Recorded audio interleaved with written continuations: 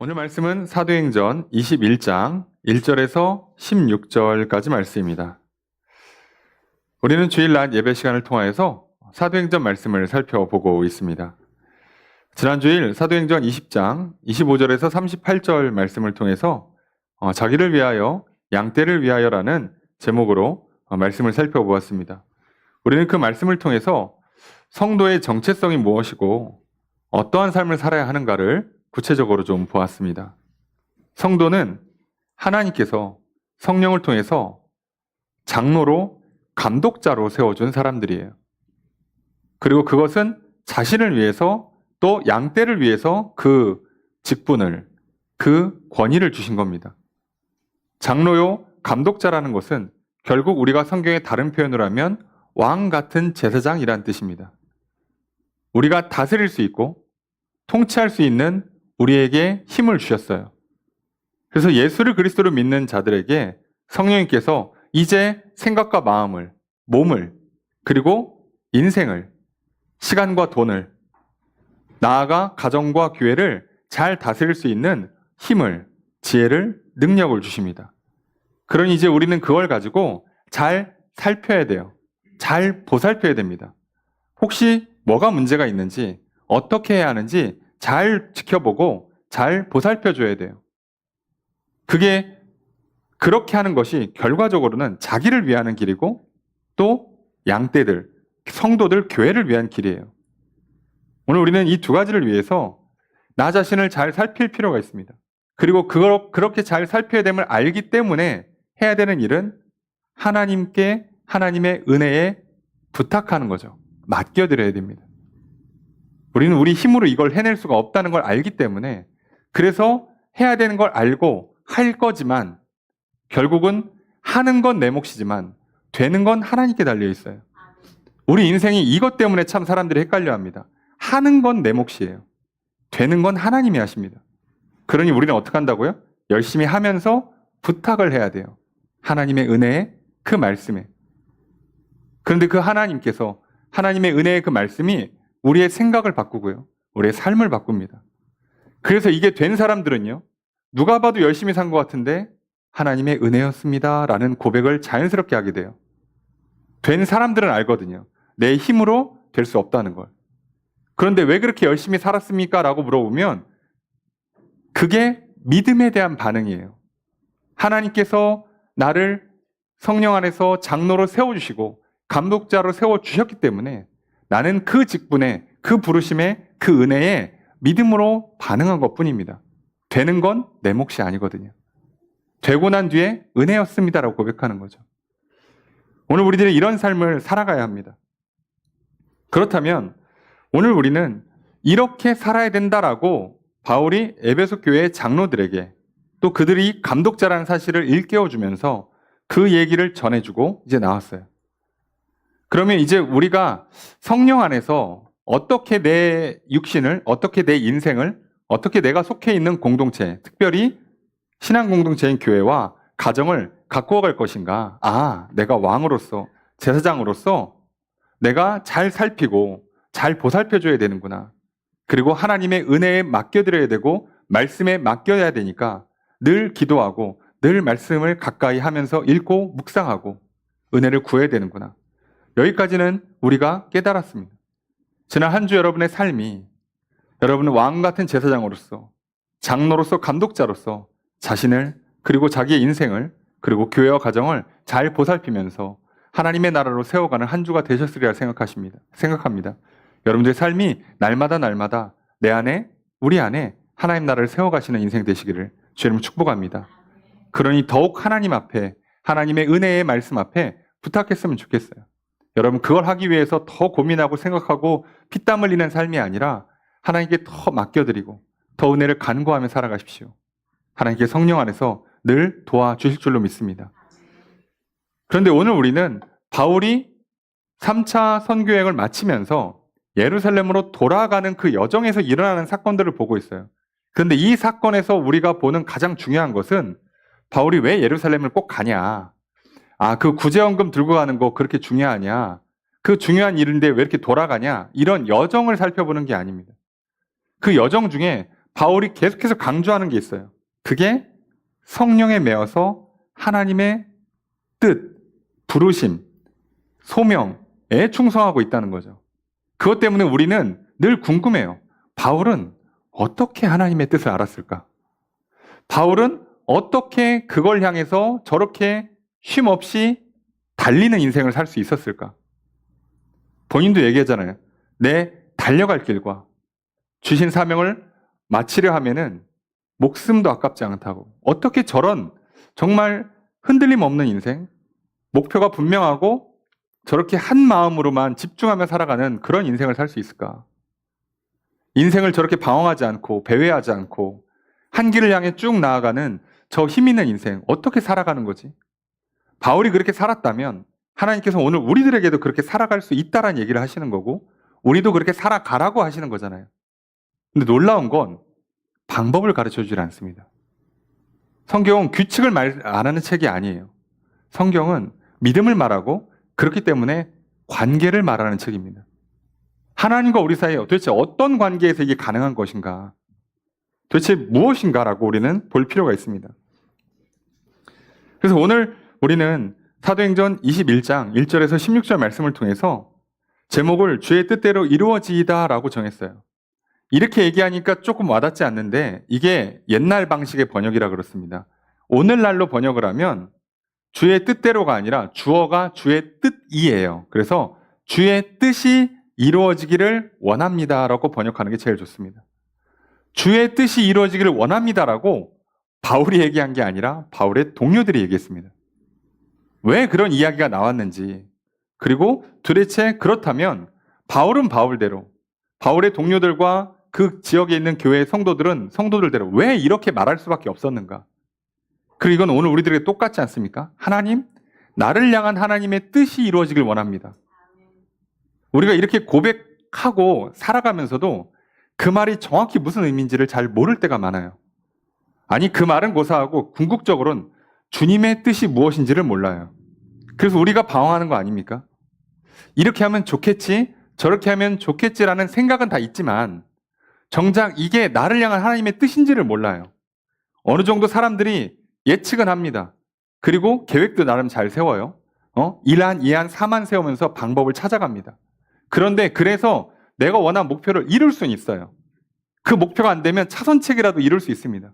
근데 우리가 문제가 되는 건 이게 과연 하나님의 뜻이냐는 거죠. 이 길 끝에 하나님 나라가 있냐는 거예요. 이 길 끝에 기쁨이 있고 평강이 있고 생명이 있고 복이 있느냐. 우리 이것 때문에 고민하는 거죠. 여러분, 사실 이 땅에 살면서요, 내가 어디 가서 무슨 음주, 감으로 재산 탕진하거나 마약이나 도박이나 이런 거 하지 않는 한 사지 멀쩡하고 뭐라도 움직이면요, 먹고는 삽니다. 대한민국에서요, 내가 조금이라도 움직일 의지만 있다면, 어떻게든 살아보겠다고 몸부림친다면 이 땅에서 이 나라만큼은 최소한 굶어 죽이진 않아요. 우리는 그게 목표가 아니잖아요. 우리의 인생은 굶지 않고 살았으니까 됐다, 이게 아니잖아요. 모든 인간은 태어난 이상 죽습니다. 그 죽음을 맞이하는 그 순간에 우리는 후회하기가 싫어요. 우리는 알아요. 한 번뿐이라는 걸. 그래서 그 한 번뿐이기 때문에 우리는 유치원 때부터 고민하는 거잖아요. 예? 어디를 가야 잘 가는 것인가? 예? 대학은 말할 것도 없고요. 취업, 결혼, 자녀들, 우리는 모든 걸 선택할 때마다 왜 힘드냐면 당연히 그 시대에 뭐가 더 좋다라는 건 다 정해져 있어요. 선호도가 있고 안정된 어떤 그 결과물들이라는 게 알고 있어요. 지금은 이런 시대고 요구하는 게 더 유리하고 다 압니다. 그 흐름이라는 게 있잖아요. 문과가 유행했다, 이과가 유행했다가, 그죠? 공무원 유행했다가, 자영업 유행했다가 왔다 갔다 하는 거잖아요. 시대의 흐름이라는 게 있어요. 우리가 그걸 몰라서 고민하는 게 아니잖아요. 내 성격을 모릅니까? 내 특성이나 내 지적인 능력, 성적이나 내 건강 상태를 우리가 몰라서 고민합니까? 아니요. 우리가 고민하는 건 도대체 그 끝에 과연 하나님의 뜻과 일치하느냐? 그래서 결국 맨 마지막에 웃을 수 있느냐? 후회하지 않을 수 있을까? 기쁘고 행복할 수 있을까? 우리가 순교자들을 바라보면서 저들의 인생을 망했다고 하지 않는 건 저들을 순교할 때요, 울면서 비명 지르며 죽지 않아요. 놀라운 게요, 초대교회로부터 최근에까지 순교당한 사람들이 웃으면서 죽습니다. 아니, 순교를 웃으면서 죽어요. 만약 이 사람들이 자연사했다면요, 아마 찬양 부르면서 죽었을 겁니다. 근데 오늘날 수많은 사람들이요, 잘 먹고 살만하게 풍요롭게 살면서도 죽음 앞에서 벌벌 떨고요, 소리 지르고요, 괴로워합니다. 아니, 멀쩡히 잘 살고 있으면서도 죽을까봐 괴로워해요. 우리 이 본질적인 문제를 푸는 해결은 과연 내가 선택하는 이 길에 하나님의 뜻이 있느냐의 문제예요. 여기에 진짜 생명이 있는가? 복이 있는가? 기쁨이 있고 평강이 있는가? 근데 놀라운 건 바울은 이 삶을 완벽에 가깝게 수행을 해냅니다. 성경에 나온 인물 중에 가장 완벽에 가깝게 해낸 인물을 꼽으라면 사실 저는 바울을 꼽고 싶어요. 어떻게 이게 가능하지? 근데 지금 바울의 상황이 좋지가 않아요. 옆에서 사람들이 다 도와주고 함께 기도하고 막 지혜를 모으고 막 성령님께서 막 매일 밤마다 나타나고 내일은 왼쪽으로 가라, 내일 모레는 배를 타라, 이렇게 하나도 안 가르쳐줘요. 근데 어떻게 이걸 다 알 수 있지? 그리고 오늘 본문을 보면요, 주변에 있는 모든 사람들이요, 가지 말라고 합니다. 예루살렘으로 가지 말라고 해요. 근데 바울은 갑니다. 아니, 도대체 모두가 반대하는데 어떻게 흔들림 없이 뚫을 수가 있지? 어지간한 확신 아니면요, 못 뚫어요. 심지어 더 놀라운 건요, 오늘 본문을 통해 살펴보겠습니다. 두 그룹의, 그러니까 두로에서와 가이사라에서 두 그룹의 사람들이요, 바울에게 가지 말라고 만류를 해요. 그런데 이 사람들이 다 어떻게 바울이 예루살렘 가면 문제가 된다는 거 알았냐? 성령 안에서 알았습니다. 다 하나님께서 알려주셨다는 거예요. 하나님께서 뭔가를 알려주셨는데 그에 대한 해석이 바뀌어요. 왜 이런 차이가 났을까? 그리고 결국 누구의 해석이 맞았느냐라고 했을 땐 바울이 맞아요. 이상하잖아요. 성령 안에서 뭔가 계시를 듣고 감동을 받은 사람들이, 예언의 은사를 받은 사람들이 예언을 하는데 바울이 그거를 거절하는 것처럼 보입니다. 그런데 궁극적으로는 그게 하나님의 뜻에 맞아요. 이거 무슨 경우지? 그래서 사람들이 이것 때문에 헷갈려합니다. 근데 이거는 우리가 헷갈릴 필요가 없어요. 우리가 하나님의 뜻을 왜 못 알아듣냐면 하나님이 침묵하시는 경우도 있겠습니다만 보통의 경우는요, 침묵해서 못 알아듣는 경우보다 말씀을 하시는데도 못 알아듣는 경우가 훨씬 많습니다. 그럼 왜 바울은 똑같은 성령의 감동 안에 있었는데 어떻게 바울은 알아들었고 이 사람들은 왜 좀 잘못된 해석을 할 수밖에 없었는가? 그리고 결국 바울은 어떻게 이걸 끝까지 잘 밀고 가서 완수해낼 수 있는가? 그리고 그거에 대한 이 둘의 공통된 고백이라고 할 수 있는 게 주의 뜻대로 이루어지이다예요. 결국 이들이 소망했던 건 결국 하나님의 뜻이 이루어지기를 원했던 겁니다. 그랬기 때문에 둘이 다른 해석을 했음에도 불구하고 싸우거나 갈라서지 않고 결국 다 같이 예루살렘으로 가요. 이 독특한 과정들을 우리는 살펴보면서 우리가 이 땅에 살면서 도대체 하나님의 뜻을 알아듣는다는 게 무슨 말이고, 그리고 내 삶에 하나님의 뜻이 이루어지는 게 도대체 얼마나 중요한 문제인가, 이걸 좀 살펴보려고 합니다.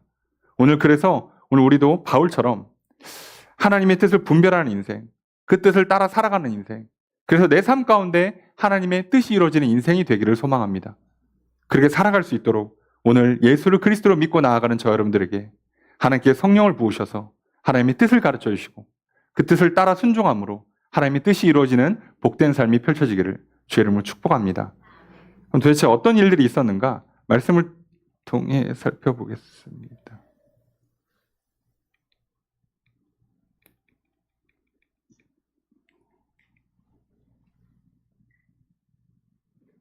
1절 말씀 함께 읽습니다. 시작.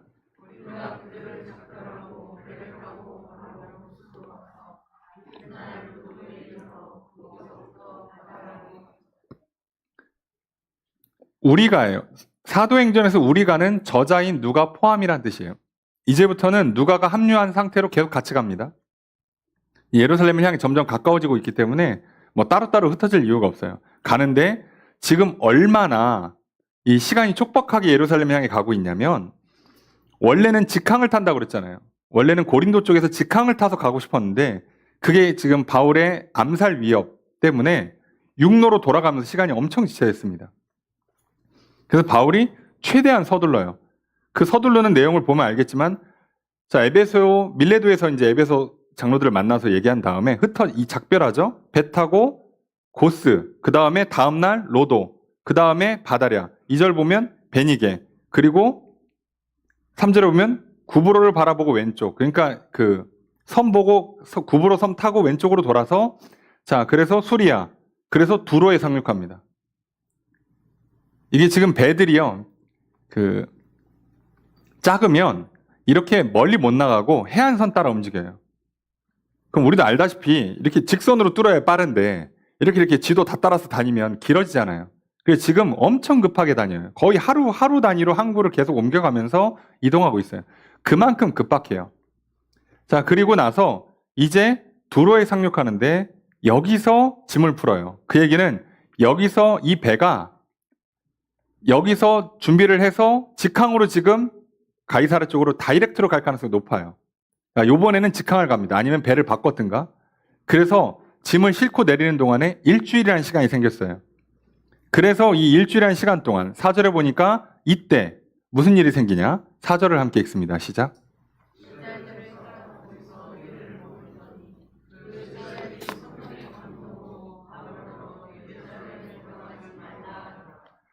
자, 두로에서 제자들을 만납니다. 당연히 예수를 그리스도로 믿는 성도들이죠. 자, 그들을 만나요. 일주일이라는 기간이 생기니까 거기서 만납니다. 그래서 만나는데 그 제자들이 성령의 감동을 받아서, 성령의 감동을 받았다 그러면 표현이 되게 넓다고 그랬잖아요. 감동은 생각에도 마음에도 줄 수가 있어요. 그러니까 빛을 비춰서 깨닫게 하시든가, 마음, 그래서 어떤 의지를 불어넣든가, 또는 감정을 불타오르게 만들어서 열정을 솟게 하든가, 때로는 양심을 콱 찔러서 하지 말라고 하든가, 자, 이렇게 확 밀어주는 힘이 있어요.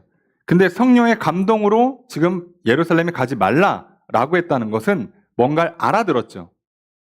예루살렘에 가면 바울이 큰 문제가 생기는구나를 알았어요.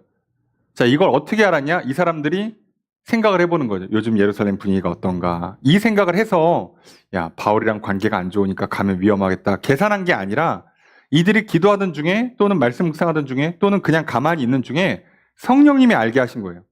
구체적으로는 몰라요. 기도 중인지 말씀 읽는 중인지 뭐 자는데 꿈을 꾸게 한 건지는 모르지만 중요한 건 제자들이에요. 한 명이 그런 게 아니라 여러 사람들이 다 같이 알아들었어요. 바울이 예루살렘에 가면 고난을 겪을 가능성이 매우 높구나. 그걸 알아듣고 나서 알아들었으니까 이 사람들은 바울한테 뭐라고 얘기해요? 가면 큰일 날 것 같습니다. 가지 마십시오. 이렇게 얘기하는 거예요. 자, 여기서 우리가 해석을 잘해야 돼요. 이 사람들은요, 잘 알아들었고요, 해석을 잘한 겁니다. 그런데 놀랍게도 5절이 이렇게 나옵니다. 함께 읽습니다. 시작.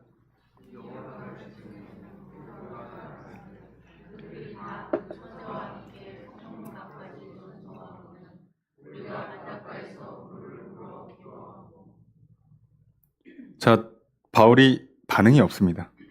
자, 성령의 감동으로 가지 마세요라고 했는데 뭐 가타부타가 없어요. 예스 노가 전혀 없습니다.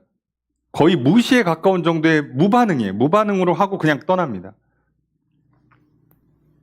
여기서부터 우리가 이제 고민하는 거예요. 뭐지 이거? 이거 어떻게 해야 되는 거지? 왜 이런 일이 생기지? 우리가 고민이 돼요. 자, 그렇다면 오늘 여기서 우리는 그 하나님의 뜻을 분별함에 있어서 명확한 기준이 하나 나옵니다. 여러분, 하나님의 뜻을 분별하기 위해서 우리가 성경을 읽을 때요, 성경을 읽으면서 배우잖아요. 저 사람은 어떻게 했는가? 저 사람은 이때 이렇게 선택하니까 저게 하나님 뜻에 맞았구나. 자, 다윗을 보니까 요 고난의 때에는 이렇게 하는 거구나. 바울을 보니까 이런 때에는 이렇게 하는 거구나. 자, 이렇게 규칙을 찾으면 틀릴 가능성이 매우 높습니다. 여기서 많은 성도들이 실수를 해요. 많은 사람들이 실수해요. 규칙을 찾고요. 지금도 안타깝지만 대부분의 교회들은 방법론을 가르쳐 줍니다. 여러분, 아플 때는 이렇게 하세요. 두 가지 선택사항이 있을 때에는 이거가 있는 쪽이 하나님의 뜻이 가깝습니다. 이렇게 많이 가르쳐 줍니다. 저도 그렇게 배웠습니다. 네. 그런데요, 성경 어디를 보셔도 규칙을 찾기가 좀 어려울 때가 있어요. 그리고 더더욱 규칙을 찾으면 큰 문제가 되는 게 오늘 같은 본문이에요. 왜요? 제자들이 성령의 감동으로 바울한테 예루살렘에 가지 마십시오라고 얘기를 했어요. 왜요? 본인들이 뭘 들었으니까 바울이 예루살렘에 가면 고난을 당한다라고 들었어요. 알았어요.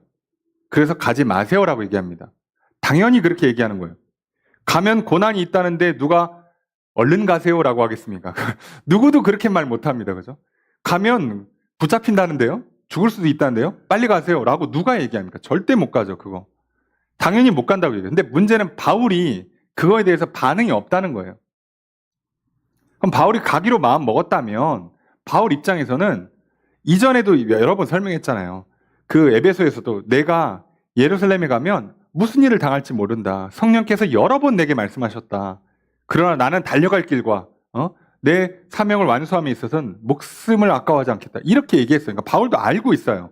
예루살렘에 가면 고난이 있을 거라는 걸 알고 있어요. 근데 예루살렘에 가라고 하는 것도 하나님의 뜻이에요. 가서 전달을 해야 돼요. 바울이 구제연금, 거액의 구제연금을 전달하는 책임자예요, 심지어. 그리고 이거 문제 생기면 바울은 여태까지 했던 모든 사역이 전부 다 망가집니다. 저거 봐, 저거 돈 보고 한 사람이야. 저거 사도 아닌 거 맞다니까? 별의별 소리 다 나오고요. 그동안 열심히 전했던 복음이 다 깨져버립니다. 그러면 또 유대 그리스도인들 중에는 예수 믿고 할례 받아야 돼. 예수 믿고 율법 다 지켜야 돼. 그거를 못 이겨요, 바울이. 바울은 이 사명을 완수하지 않으면 본인의 사도성과 본인이 세웠던 이방 교회들과 전했던 모든 복음이 다 깨진다는 거 알아요. 목숨 걸고 완수해야 됩니다. 근데 예루살렘 가면 잡힌대요. 감옥에 간대. 죽을 수도 있대요. 어떡하라는 거죠, 이거? 바울은 알아들었어요. 가라는 말로. 바울은 가라는 말로 알아들어요. 자, 이래서 왜 제가 계속해서 다른 사람이 어떻게 했는지를 보고 하나님의 뜻을 분별하는 방법이나 규칙을 찾는 걸 하시면 안 된다라고 말하는 이유가 여기 있습니다. 하나님의 말씀은요, 내가 듣는 겁니다. 이해되세요? 이렇게 말씀드려 죄송한데 예언기도 받으셔도 돼요. 근데 받고 나면 따로 또 확인하십시오. 내가 선택을 해야 되고 결정을 해야 되고 내 인생이 운명을 좌우하는 것을 남한테 맡기시면 안 돼요. 여러분, 하나님께서 왜 성령을 우리한테 부어주시겠습니까? 그것도 모두에게. 예수 그리스도를 믿는 모두에게 왜 성령으로 임하실까요? 하나님의 영이잖아요. 하나님이 영으로 우리한테 직접 오시는 이유가 뭘까요? 하나님의 영만이 하나님의 뜻을 알아서 전달한다고 그랬잖아요. 예수님이 이 땅에서 말씀하신 그 뜻이 무엇인지를 생각나고 가르쳐주게 하신다고 하셨잖아요. 그리고 그걸 할 수 있도록 힘을 주신다고. 믿음이 약해지지 않도록 증언을 계속 해주신다고. 삶을 살아갈 때 필요한 능력을 주겠다고, 생명을 주겠다고, 복을 주겠다고 하시잖아요. 근데 그걸 남을 통해서 합니까? 여러분, 연애하는데 친구 데리고 가서 친구한테 야, 점심 같이 먹자고 해. 이렇게 합니까? 대화를? 누가 그렇게 합니까? 사귀는 거 맞아요? 그렇게 하면? 친구 맞습니까? 그동안은 제사장이 그렇게 했었어요. 구약의 시대에는. 그래서 그거를 없앤 거잖아요. 직접 하고 싶어서.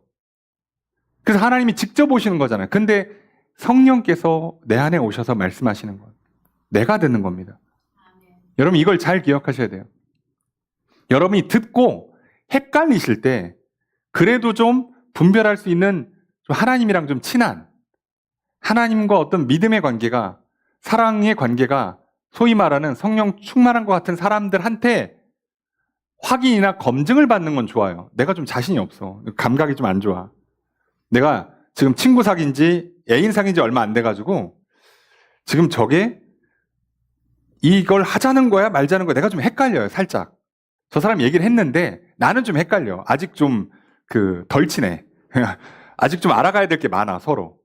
저 사람의 저런 표정은 무슨 의미인지를 내가 좀 명확히 몰라요. 그래서 누구한테 가는 거예요? 저 사람 소꿉친구, 저 사람의 부모님한테 가서 어떻게 하는 거예요? 혹시 저 표정은 무슨 의미입니까? 라고 물어볼 수는 있어요. 그 정도는. 그 정도를 물어보는 거예요, 우리한테는. 또는 먼저 얘기해 줄 수 있어요. 누군가가 야, 이 사람이 이렇게 얼굴을 찌푸리면 이런 의미라라고 알려줄 수 있어요. 그리고 나서 내가 만나는 겁니다. 결국 우리의 신앙은요, 내가 하나님을 만나는 거예요. 저도 마찬가지로 여러분의 중재를 도와드리는 거고 중보기도 해드리는 거지 여러분 대신 하나님 만나는 게 아니잖아요. 결국 여러분이 직접 만나셔야 돼요. 그래서 다른 사람을 보고 배울 때는요, 저 사람이 뭘 했냐를 보는 게 아니라 저 사람 말고 사실은 하나님을 보는 거예요. 정확히는. 아, 하나님이 저 사람한테는 이런 식으로 반응하셨구나. 아, 요런 스타일의 반응이 있구나. 그럼 나한테도 지금 이게 이럴 수 있겠구나라고 하나님을 이해하는 방식이지, 내가 그 사람 보면서 아, 요렇게 하면 복 받고 요렇게 하면 일이 잘 안 되는구나 라고 규칙을 찾으시면 안 돼요. 이해되십니까? 여러분, 욕쟁이 할머니 욕을 하면 애정 표현이고요. 평소 조용한 사람이 욕하면 진짜 화난 겁니다. 해석을 잘 하셔야 돼요. 조용하던 사장님이 갑자기 내가 뭐 밥 먹으러 갔는데 옆쪽 테이블에서 욕을 하고 계셔? 그럼 어떻게 해야 돼요? 아, 큰일 났구나. 빨리 나가야겠다라고 해석을 하셔야 돼요. 거기서 어유 두 분 엄청 친하신가 보다. 분위기 오늘 되게 좋네. 밥 맛있게 먹어야지. 그럼 뭐 하나 날라옵니다, 나한테. 그 둘이 싸우다가. 그래서 봉변 나가는 수가 있어요. 절대로 그렇게 하시면 안 되죠. 욕쟁이 할머니 집에 갔는데 뭐 손님들한테 막 욕하고 막 그거 뭐 거친 말 섞어 있어요. 그럼 우리는 그걸 뭐라고 해석해야 돼요? 오늘 분위기 엄청 좋다. 할머니 텐션 좋으시네. 야, 오늘 음식 시키면 서비스 하나 나오겠다. 그렇게 해석을 해야죠.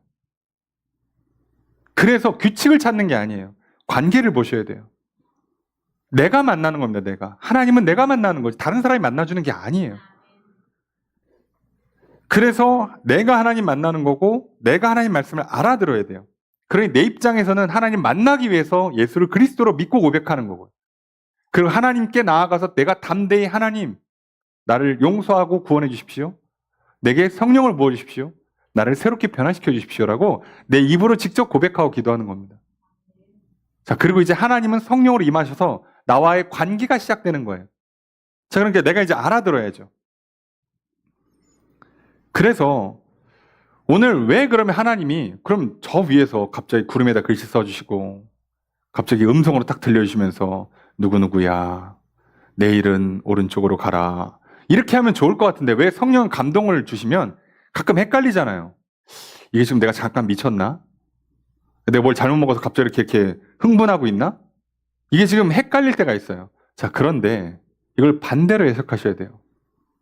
여러분, 성령님이 하는 역할을 성경은 뭐라고 표현하냐면 보혜사라고 표현합니다.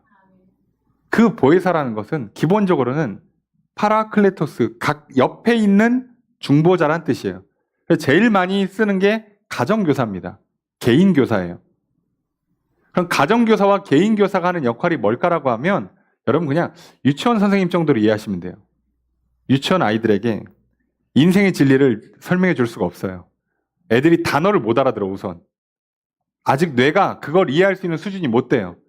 그럼 유치원 선생님들이 어떻게 합니까?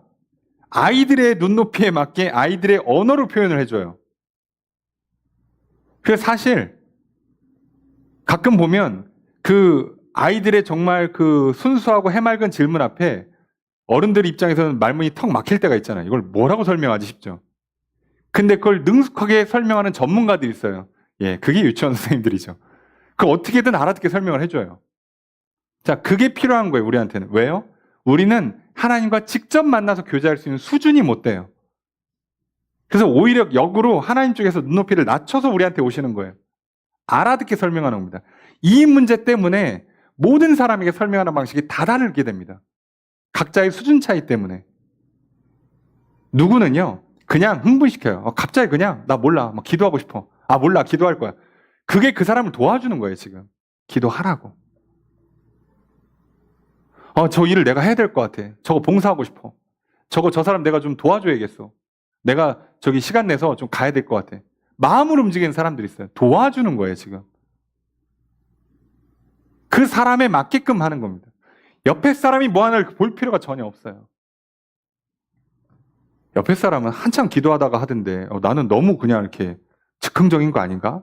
내 성격이라서 막 그냥 불같아서 그냥 막 튀어나가나? 아니요. 하나님이 좀 도와주시는 거예요. 그리고 그걸 몇 번 통해서 경험을 쌓으시면 감각이 생깁니다. 지금 내가 하나님과 친한지 안 친한지 감각이 생겨요.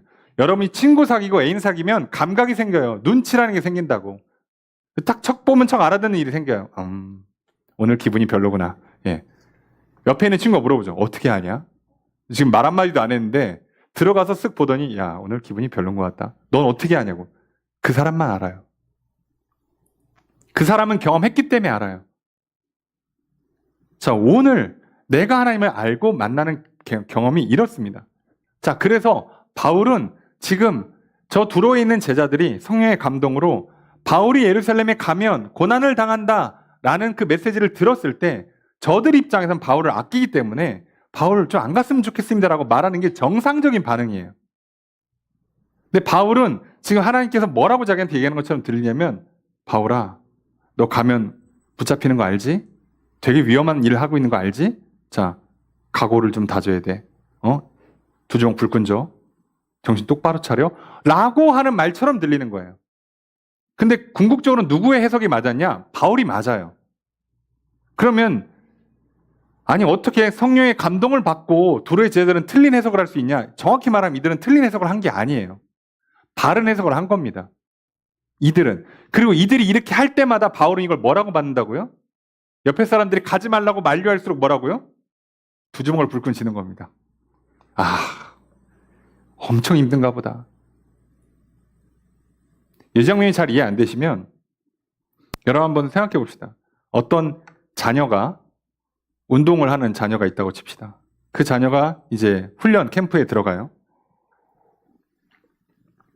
코치가 그 자녀와 그 자녀의 부모한테 둘 다 찾아가서 얘기를 할 거 아니에요. 그래서 자녀한테, 그 학생한테, 선수한테 얘기합니다. 누구누구야. 이번 캠프 엄청 힘들어. 너 이거 하다가 쓰러져서 병원 실려갈 수 있어. 엄청 힘든 캠프야. 그 얘기는 무슨 얘기예요? 하지 말란 얘기입니까? 아니요. 입 꽉 깨물란 얘기예요. 두 주먹 불끈지란 얘기입니다. 너 이거 해야 돼. 근데 이 각오하고 덤벼.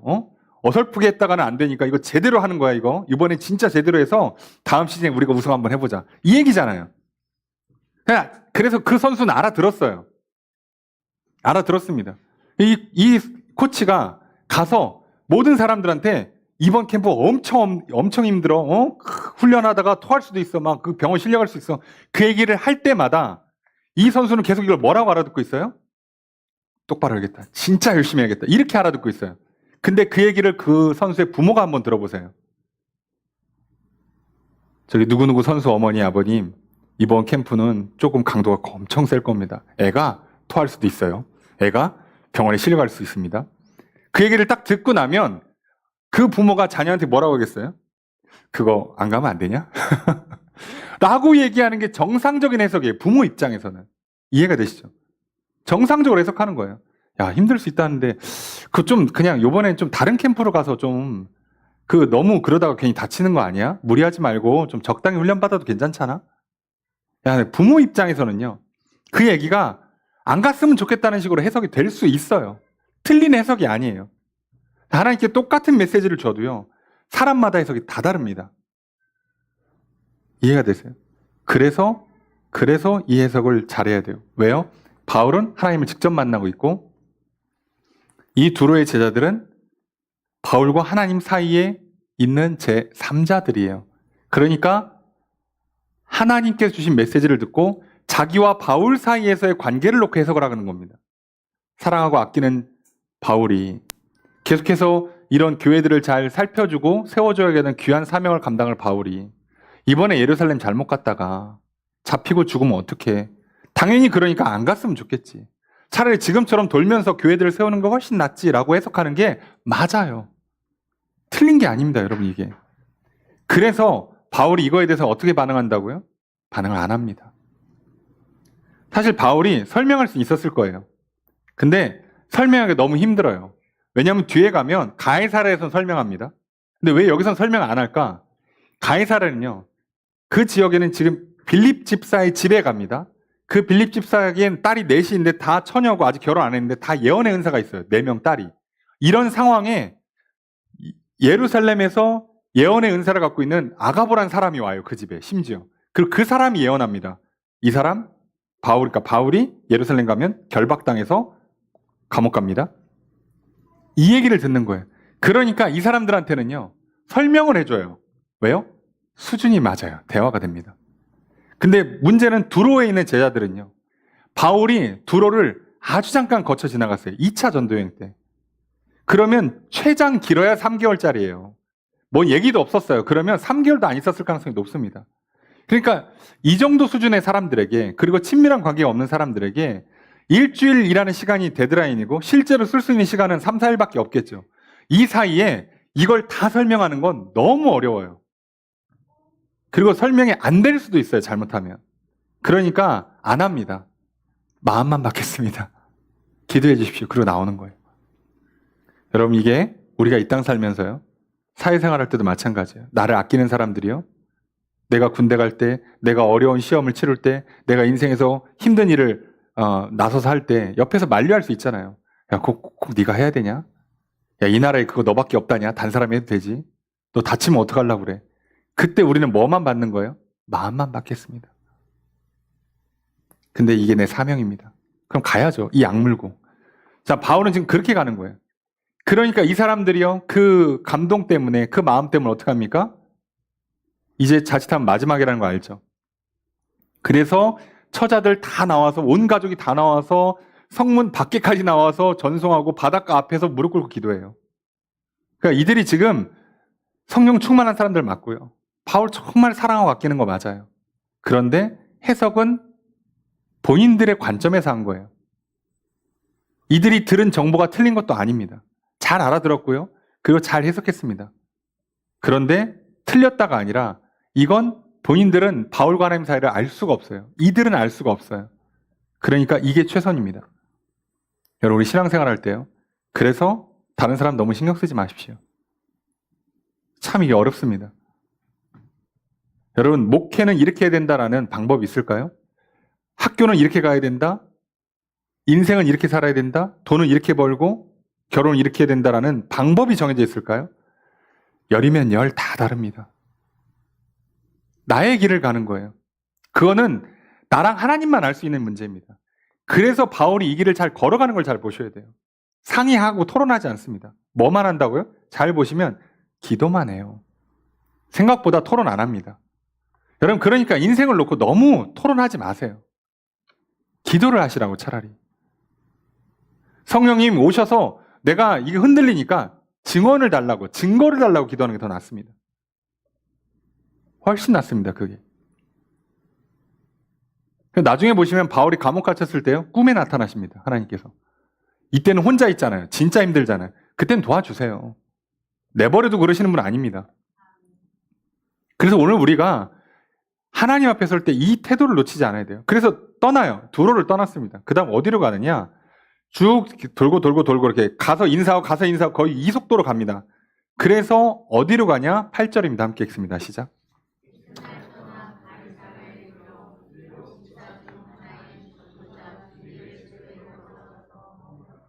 자, 가이사랴의 빌립의 집에 들어가요. 자, 우리는 이미 빌립이 저기 사마리아 찍고 광야 찍고 돌고 돌아 가이사랴에 갔다는 거에 들었죠. 여기서 다시 만납니다. 자, 여기서 다시 만나는데 여기에 딸 넷이 있는데 처녀고 아직 결혼 안 했고 예언의 은사를 갖고 있어요. 우리 생각에는 이 사람들이 예언할 것 같은데 예언 안 하고요. 누가 오느냐? 갑자기 10절에 보니까 아가보라는 선지자가 와요. 이 사람이 예루살렘에 큰 흉년이 올 거라고 이미 예언했던 사람이고 그 예언이 성취됐고 그 큰 흉년 때문에 어려움 당하는 예루살렘 교회를 위해서 바울이 개척하고 전도했던 교회들이 헌금을 모아준 걸 지금 바울이 들고 가고 있는 상황이에요. 그러니까 사실상 대단한 선지자죠, 아가보도. 자, 이 아가보가 어떻게 하느냐? 11절 함께 읽습니다. 시작.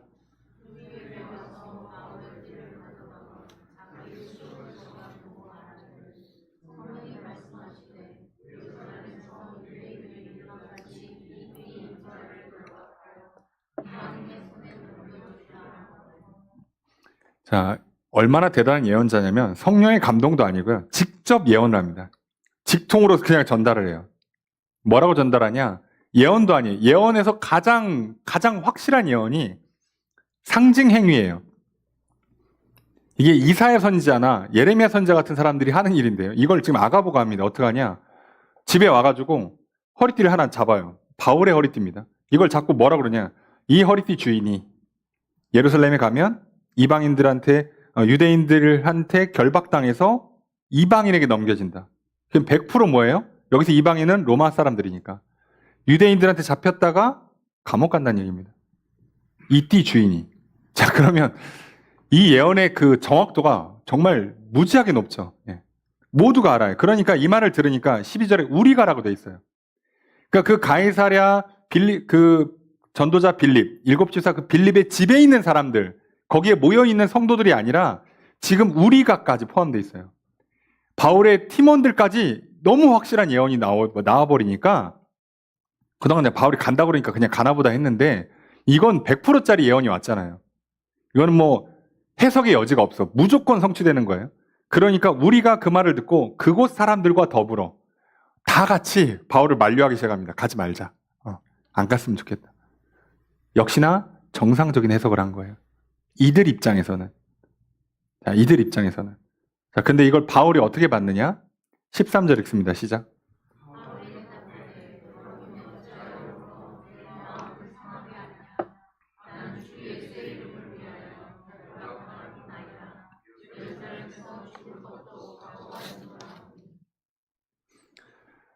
바울이 뭐라고 대답하냐면 왜 울어서 내 마음 아프게 하냐 이거예요. 아니 지금 나를 걱정해서 울어주는데 내가 오히려 마음이 아프대. 지금 뭐가 뜻이 안 맞는다는 얘기죠.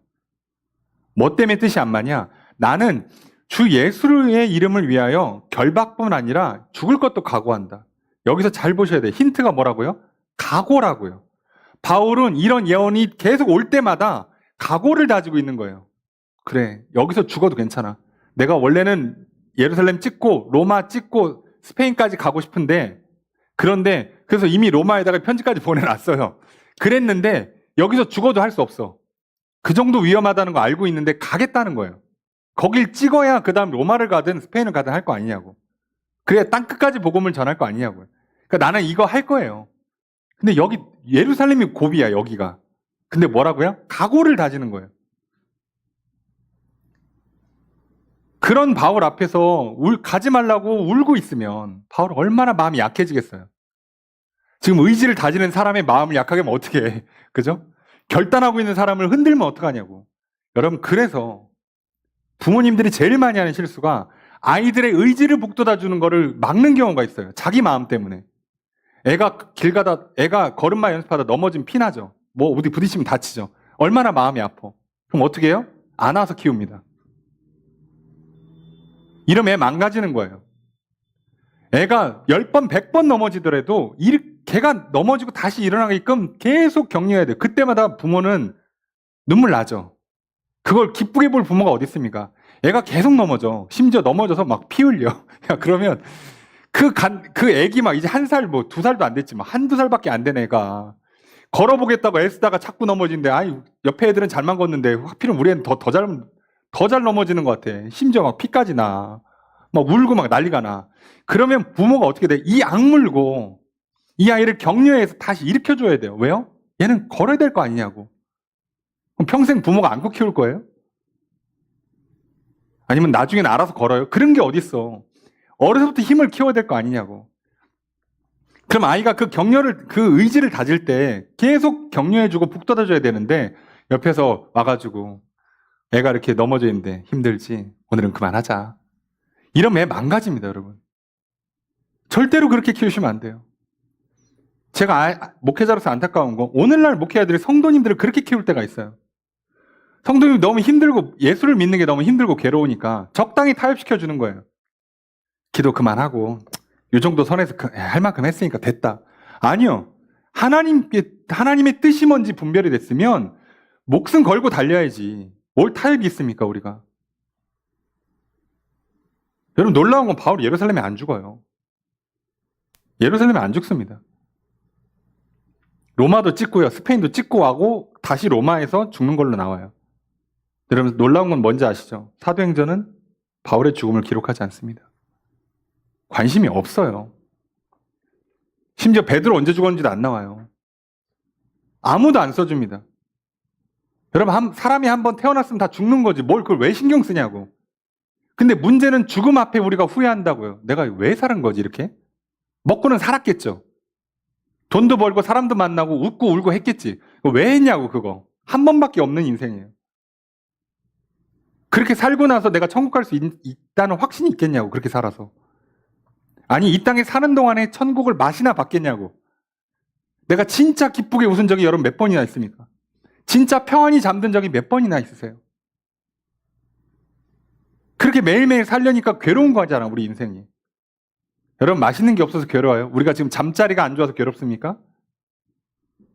다들 이불 잘 깔고 저기 장판 잘 까시고 따뜻하게 잘 주무시잖아요. 불면증이 웬 말이야 근데. 먹는 게 얼마나 좋아. 소화불량이 웬 말이야. 왜 그렇게 되냐고. 우리 생각엔 바울처럼 살면요 다 무슨 저기 스트레스, 저기 무슨 공황장애 아니면 암 걸려야 돼요. 인생 이렇게 꼬이고 막 사람들이 맨날 미워하고 툭하면 감옥 가고 우리 같으면 쓰러져 죽었어요. 근데 왜 바울이 심지어 감옥에서 옥중서신도 뭐라고 씁니까? 항상 기뻐하라. 쉬지 말고 기도하라. 범사에 감사하라. 뭐라고까지 얘기해요? 내가 감옥에 있는 거 빼고 나머지는 다 나랑 똑같았으면 좋겠다 제자들아. 이렇게 얘기를 해요. 어떻게 이렇게 삶을 살 수가 있지? 사람이? 바울은요. 이 각오를 다지는 걸 잘 보셔야 돼요. 힘든 걸 피하는 게 아니에요. 하나님의 뜻이 정해졌으면 그때부터는 타협이 아닙니다. 우리가 왜 하나님 뜻을 분별하기가 어렵냐면 하나님 말씀을 해주셔도 나는 그 말을 듣고 뭐를 하는 거냐면 듣고 그 다음에 조율을 하려고 그래요. 하나님 꼭 그거 하셔야겠습니까? 요거보단 살짝 이렇게 바꾸시는 게 제 스타일은 이게 더 좋은데요. 이러면 안 들립니다. 바울이 여기서 저들의 말을 듣고 저들에게 의견을 조율하면 자 그러면 예루살렘 가면 잡힌다고? 이거 헌금 전해야 되는데 그리고 나는 예루살렘 안 가고 바로 옆에 성에 있을 테니까 니들이 갔다 와. 내가 편지 써주고. 그럼 비슷한 거잖아. 절대 그렇게 안 합니다. 직접 가서 합니다. 직접 가서.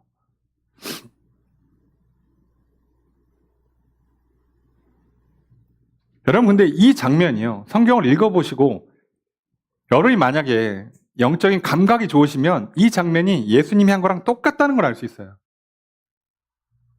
여러분 예수님께서 이 땅에 오실 때부터 본인은 십자가에 달리는 걸 알고 계시죠? 알고 오셨죠? 공생에 시작하실 때부터 그 얘기 하셨죠? 그리고 제자들한테 그 얘기 다 하셨죠? 그런데 십자가에 달리시기 전날 밤 겟세마네 동산에서 뭐 하십니까? 기도하세요. 자, 그 기도를 한번 잘 보세요. 기도 내용은 뭐예요? 하나님, 이 잔, 십자가를 내가 져서 죽는 거, 이 잔을 옮겨주십시오. 그러나 뭐라고요? 이건 자기 의견이에요. 사람들의 의견이고 자기 해석이지만 그러나 내 뜻대로 하지 마시고 아버지의 뜻대로 하십시오. 이거를 몇 번 했다고요? 3번 합니다.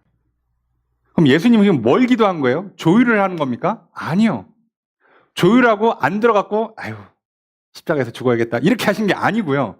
십자가에서 죽을 각오를 하시면서 뭐 하는 거예요? 각오를 다지는 겁니다. 몸은 거부하니까 지금.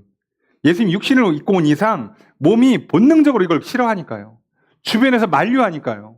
예수님 아끼는 제자들이 예수님 사랑하는 수많은 그 군중들이 다 울면서 만류할 거 아니에요. 십자가에 지려고 골고다 올라가고 있는데 여자들 따라오면서 다 울고 막 어머니 대성통곡하고 그러면 예수님도 육신을 입고 있는 한 그 마음이 무너질 수밖에 없어요. 그럼 십자가 내팽겨 칩니다. 그거 안 하려고 하나님 앞에 그렇게 3번을 피땀 흘려 기도하는 거예요. 각오를 다지는 거예요. 하나님도 그 기도를 왜 받아주셨겠냐고. 이게 필요하니까. 그럼 솔직히 말하면 예수님은 하나님이시잖아요. 정확히 말하면 안 해도 돼요. 안 해도 되는 분이 이걸 굳이 왜 했겠어요? 몸이 말을 안 듣는다고요. 몸을 다스리기 위해서는 그 정도가 필요하다고요. 여러분 우리 육신이요. 본능적으로 힘들고 괴롭고 싫은 거 안 하려고 그럽니다. 그때부터 뇌에다가 신호를 줘요. 안 하는 쪽으로 생각을 계산을 좀 다시 해봐라. 힘드니까 피하는 쪽으로 계산을 다시 해봐라. 머리는 좋아가지고 잘 돌아갑니다. 내가 성격이 어떻고 지능이 어떻고 성장 과정이 어떻고 지금 상황이 어떻고 앞으로 이런 예측이 있고 그래서 안 하는 게 좋겠군 이라는 결론을 자기가 내요. 스스로 자기 설득을 합니다. 이거 놀랍게 말하면 자기 기만이에요. 이걸 막으려면 내가 분명히 들은 하나님의 뜻, 하나님 말씀을 순종하려면 나는 각오를 다져야 돼요. 그래서 고백하고 기도하는 겁니다. 계속 말씀을 되뇌이고요. 입술로 고백하고요. 하나님께 구하는 겁니다. 자, 이 장면이 끝난 순간 여기가 진짜 멋져요. 이 예언은요. 아가봇 대단한 예언자와 우리가 알고 있는 그 성령 충만한 그 빌립 집사랑 그 네 처녀 예언의 은혜를 갖고 있는 딸들이 그리고 그 옆에 있는 바울의 동료들과 그 자리에 모여있던 많은 성도들이 다 같이 어떻게 했느냐? 14절 함께 읽습니다. 시작.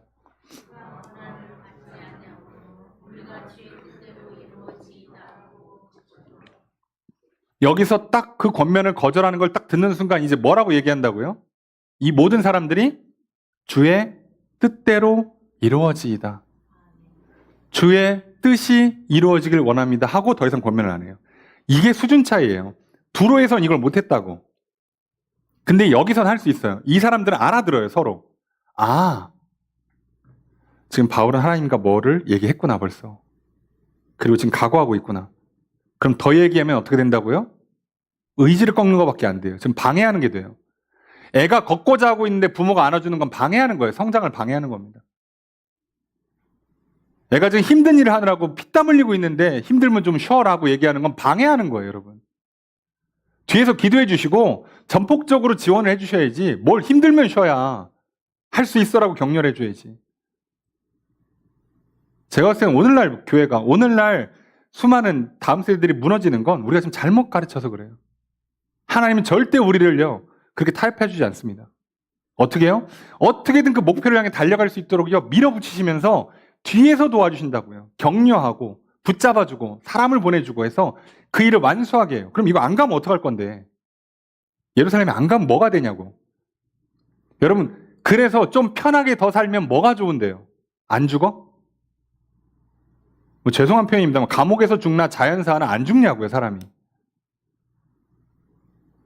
그 나중에 평생 후회하면서 죽음을 맞이하실 거예요. 그때 내가 그 자리에 갔어야 되는데 이게 뭔가 내가 그때 왜 그랬을까? 그걸 평생 후회하면서 인생을 살 거냐고.